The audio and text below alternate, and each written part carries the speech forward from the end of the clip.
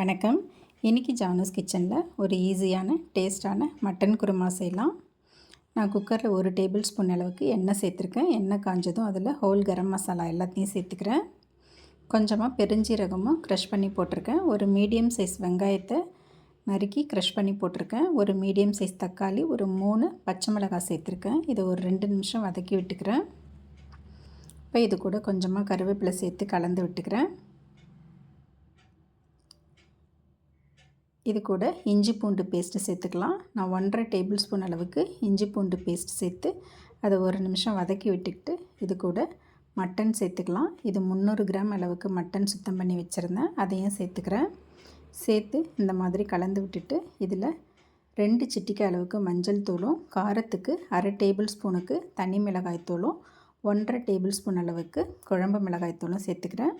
இந்த குருமாவுக்கு தேவையான அளவுக்கு உப்பு சேர்த்து இதை நல்லா கலந்து விட்டுக்கிறேன். இந்த மாதிரி கலந்து விட்டதுக்கப்புறம் இதில் தண்ணி சேர்த்துக்கலாம்.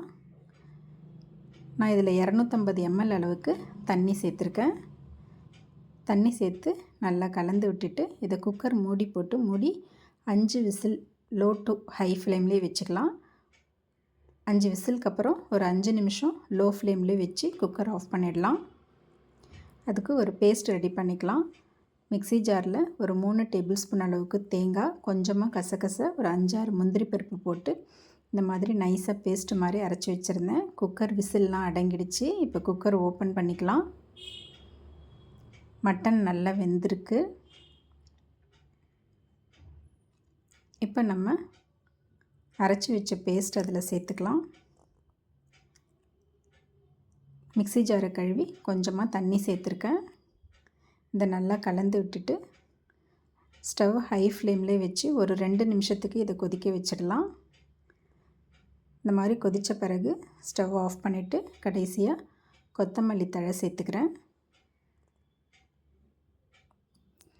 அவ்வளோதாங்க, ஒரு டேஸ்டான மட்டன் குருமா ரெடி ஆகிடுச்சு.